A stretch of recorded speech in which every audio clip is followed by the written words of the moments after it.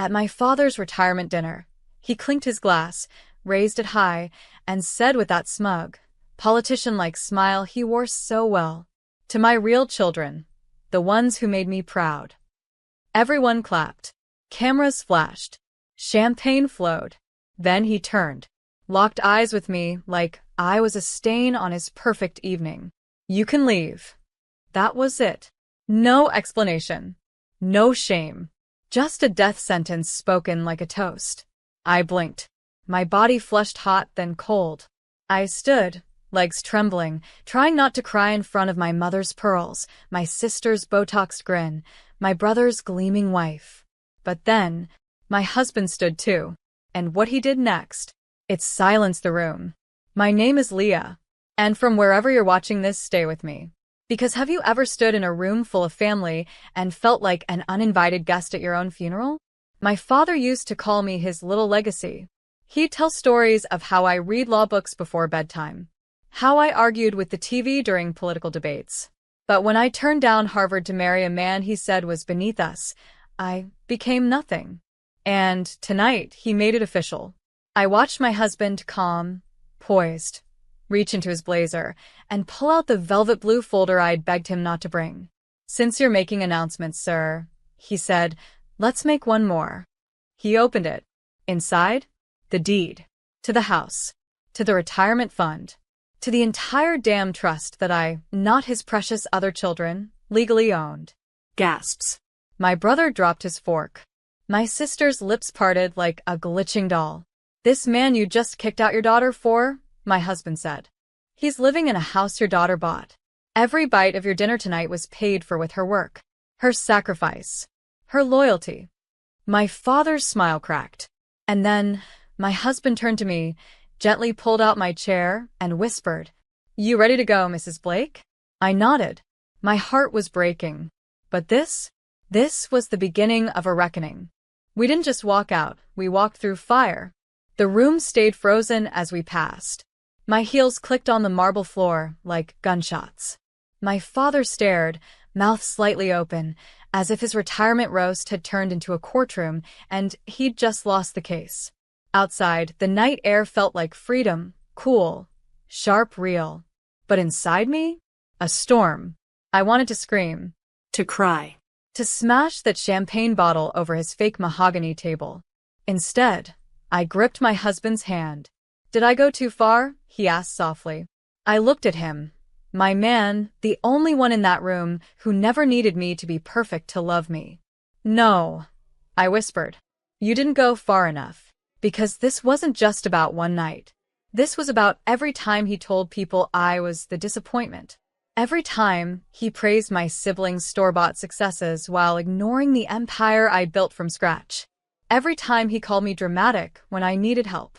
Every time I walked into a room and became wallpaper. I wasn't going to be silent anymore. Back at home, I opened my laptop. All the documents were ready. I'd been preparing for months. Bank transfers, title changes, scheduled revocations. Everything tied to my name, retirement homes, fund management, business shares. I had the power to pull it all. You see, what my father didn't realize was this. While he bragged about my siblings' jobs at law firms, I owned one. While he mocked my soft career, I was flipping companies in silence, writing checks that paid his bills. And I was done doing it quietly. I pressed send. Just one button. And like dominoes, the lights would start going out in his world. Not because I wanted revenge. Because I wanted clarity. He needed to see what it was like to be erased. The next morning, my phone buzzed nonstop. Texts from my mother. Missed calls from my brother. Emails titled "Please" and "Emergency." But the best one? A voicemail from my father. "Leah, what have you done? Call me. We need to talk." And just like that, the silence I'd been forced into for years was now his. I didn't call him back. Instead, I sat in my home office, the one no one in my family had ever seen, lit by the soft morning sun, and played his voicemail on loop. "Leah, what have you done? Call me. We need to talk." Suddenly, he needed me. The same man who told me to leave in front of 50 guests like I was the help. I stared at the pause screen on my laptop. The trust transfer documents. The board member removal notices. The corporate filings that tied his financial lifeline to mine. I thought I'd feel guilty, but all I felt was peace. Until my phone rang again. It was my mother. I didn't answer. She texted. He's having chest pains. He's not well. Be the bigger person. Be the bigger person? Where was that advice when I cried on the bathroom floor after he told me marrying Aaron would ruin my pedigree? Where was that empathy when I offered him business help, and he laughed in my face because I didn't wear a suit and tie? Where was that grace when I asked him, just once, to say he was proud of me? That night, there was a knock at our gate. It was my sister, still in her cocktail dress from the dinner. Makeup smudged. Hair tangled. I watched her through the camera feed. She was pacing, talking to herself, clutching her phone like it might save her. I pressed the intercom. Yes. Leah, please. Let me in. What do you want? I didn't know. I didn't know it was your money. That it was all yours. Dad said he told us you didn't have anything. He said you were a lost cause. I bit my lip, staring at the monitor. Funny, I said. He always told me you were the future of the family. Silence. Then she whispered, We're losing the house, Leah. I wanted to laugh. Or cry. Or maybe both. Because now they were finally feeling it. The loss. The weight. The unraveling. I buzzed the gate open. Not out of kindness, but because I wanted her to see what real power looked like up close. She stepped in slowly. Timid. Like I might attack her. I didn't. I simply said, You've been in his shadow your whole life. I built my own son. She sat on the edge of our velvet couch, like it might bite her. Gone was the smug, eye-rolling sister who once told me I'd wasted my brains on a man. Gone was the woman who paraded around our father's praise like a tiara. In her place was a girl, scared, cracked open, and suddenly small. Dad's having meetings, she said, voice shaking. He's trying to fix it. But everything's locked. The accounts. The assets. Even his condo's under review. He said you froze the holding company? I sipped my tea slowly. Not froze. Just redirected. Legally. My name was on everything, remember? He just never bothered to read the fine print. She blinked, stunned. I leaned in. You know the trust fund you used to shop at Saks every summer? That was me. The education account that paid for your grad school? Me. The corporate vehicle that let Dad buy that ridiculous boat. I tapped my chest. All. Me. She was quiet for a long time. Then, why didn't you ever say anything? I laughed softly. Would you have listened? Would he? The truth was, I stayed silent out of survival. I wanted love, not leverage. I thought if I gave enough, one day he'd look at me like I was enough. But betrayal teaches you to stop asking for crumbs and start baking your own damn bread. She looked down at her hands. I think he's scared.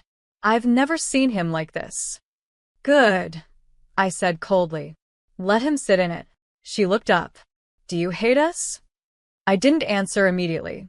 Instead, I walked to the bookshelf and pulled down the framed photo of us. Me, her, and our brother. Taken when I was 13. I was in the middle, grinning, arms wrapped around them. We were kids, I said. But somewhere along the way, I became the enemy. She stood slowly, eyes wet. I was jealous of you, she admitted. You were always so sure of yourself. That hit me, because I was never sure. I was just loud enough to hide the breaking. She moved toward the door. I'm sorry, Leah. I didn't stop her. Not yet. Because this wasn't about apologies. It was about consequence. And tomorrow? It was my brother's turn to come knocking. He didn't knock. He barged in. Literally shoved the front door open like he owned the place, forgetting, of course, that I bought it. Leah, what the hell are you doing? No hello. No apology. Just rage dressed in entitlement. He stormed into the living room, eyes wild, suit wrinkled, like he hadn't slept. I stayed seated. Aaron stood behind me, arms crossed, silent, my shield without needing to say a word. You humiliated Dad, my brother snapped. He's not eating. He's not sleeping. He's paranoid you're trying to destroy him. I tilted my head. I'm not trying, I said calmly. I already did. He flinched, like he never expected me to admit it. You've always been cold, he hissed. Calculating. Dad said you were dangerous, and he was right. No, I said. What's dangerous is watching your family pretend you don't exist, and still funding their lives out of guilt. He scoffed. You want us to suffer? I stood, and I walked right up to him. I want you to remember, I said. Remember when I called you crying after Dad disowned me for marrying Aaron, and you told me to grow up? He looked away. Remember when I asked you to co-sign on Mom's hospital bill because Dad wouldn't, and you told me she wasn't your responsibility? He stayed quiet. Remember when I graduated early and nobody showed up? When I opened my own firm and not a single one of you said congratulations? Still nothing. Tell me again, I said, voice sharp now. Who made who suffer? He dropped onto the armchair like his legs gave out. You're really cutting us off, he whispered. Completely. I nodded. I gave you 15 years, I said. 15 years of paying bills, cleaning up messes, and begging for basic love in return. You gave me silence. He rubbed his face with both hands. What do we do now? I smiled faintly. Try living without me the way you pretended to for years. He looked up, eyes red now. You're serious. As death, I said. And for once, I saw it on his face, that flicker of realization that I wasn't just the sister in the background anymore. I was the reckoning, the one they raised to be silent, who chose to roar instead. They thought I was finished. But I hadn't even started. The next morning, my father's name hit the press. Front page headline on a business blog that used to worship him. Patterson legacy unravels. Family empire quietly built on daughter's fortune. The article didn't come from me, but I knew where the leak came from. People talk when their accounts freeze. When their private schools start sending warning emails. When their Amex cards decline at steakhouse dinners. My inbox lit up. Attorneys, board members, former colleagues. Most were in disbelief. Some tried to sympathize. A few congratulated me. But one email stopped me cold. Subject, I always knew. From my godmother, the only one in the family who ever truly saw me. You did what I always prayed you would. You didn't let their love define your worth. You built yourself in their absence. And now you're walking through them like fire. I'm proud of you, baby. I read it 3 times before I cried. Not out of sadness, but because for once someone said it, they were proud. Later that day, I got a call from the firm that managed our family's real estate holdings. The managing partner's voice was tight. Ms. Blake, your father's trying to liquidate assets that are under your authority. And we need direction. Do we proceed? I leaned back in my chair, the power palpable on my skin. Deny the liquidation, I said, and issue an audit on every transaction made in the last 5 years. If anything looks suspicious, flag it for federal review. Silence. Then a quiet understood. It was surgical now. I wasn't just cutting them off. I was dismantling the illusion they built without me. And yet, that night, I stood by my window, watching the lights of the city pulse below, and whispered a question only the dark could hear. Why did I have to burn it all to the ground just to be seen? Aaron came up behind me, wrapped his arms around my waist. You okay? He asked. I nodded, but my voice cracked anyway. I shouldn't have had to do this to prove I mattered. He pressed his forehead against mine. You didn't have to prove anything. They just couldn't handle your light. I closed my eyes and decided I wasn't done yet. Because they hadn't said sorry. Not truly, but they would. Soon. The formal invitation came in a thick cream envelope, expensive, old-fashioned, like everything my father valued. Inside, emergency family meeting. Saturday, 6 p.m., Patterson Estate. No please. No signature. Just expectation. Aaron raised an eyebrow. You going? I smiled. Oh, I'm not just going. I'm bringing the terms.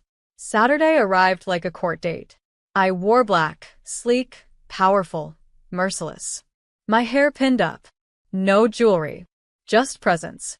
When I walked into that house, my house, though they didn't know it yet, the air shifted. My mother stood first. Then my father. Then my brother and sister, quiet in the corner. All four of them looked like ghosts trying to rehearse humanity. Leah, my father said. Voice dry. Eyes smaller somehow. Dad. He gestured to the dining table. Let's talk. I didn't sit. I stayed standing. You want to talk? I said. Let's make this efficient. I placed a folder on the table. Inside, a list. Every asset I'd removed. Every trust I'd restructured. Every LLC I'd absorbed. Signed, stamped, notarized. Their silence roared louder than any insult they ever threw at me. Why, my mother finally whispered. We're your family. I laughed. Not because it was funny, but because it was insulting. Family doesn't cut you out in public. Family doesn't feed off you and pretend you're irrelevant. Family doesn't humiliate you at a dinner they used your money to host. My sister sobbed quietly. My brother's fists clenched. My father sat down, deflated. What do you want, Leah? He asked, not in anger, but defeat. I walked to the head of the table, his chair, and I sat. What I want, I said slowly, is for you to listen.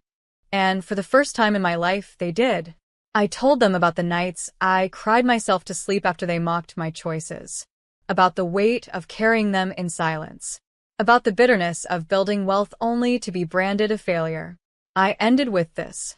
I loved you all more than I ever loved myself. And you used it. But I've learned something.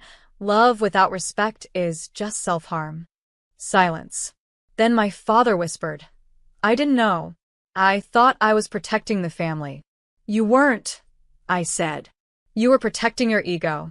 He nodded slowly. You were the strongest one all along. Finally, he saw me. But it was too late for reconciliation. Because this wasn't a plea for love. It was a declaration of sovereignty. The following week, I closed the final account with a click. The last shared holding. The last financial thread tying me to them. It was done. My attorney called. It's official, Leah. Everything's in your name now. They've signed. It's over. Over? No. It had just begun. Because the old version of me, the quiet one, the giver, the daughter who begged for crumbs, she was dead. In her place stood a woman who burned her bridges and used the ash to build her throne. That Saturday, Aaron and I hosted a charity gala. Not in secret, not in spite, but in full light. I wore white. My name was on the banner, the check, the foundation. And as I stepped onto that stage to speak, hundreds of eyes on me, I thought of that retirement dinner. That moment he told me to leave like I was nothing. Now I was the one raising a glass. To all the women who were told to shrink, to be quiet, to disappear. I hope you know, your silence is not your debt. Applause thundered. Aaron smiled proudly from the front row. After the event, as we walked to the car, I spotted a familiar silhouette by the fountain. My father. Alone. He looked smaller now. Not physically, but spiritually. Like something in him had finally cracked. Leah, he said. I stopped, inches away. Come. Steady. I came to say, he swallowed. I was wrong. About everything. About you. For a second, the child in me stirred. The one who still wanted his love. But I didn't come here to collect approval. I came to finish the story. I know, I said. But I don't need your apology. He blinked, caught off guard. I just needed to stop apologizing to myself. And I walked away. Not angry. Not broken. Free. Because sometimes revenge isn't about destruction. It's about revelation. Making them see the version of you they tried to erase standing tall. Thriving. And untouchable.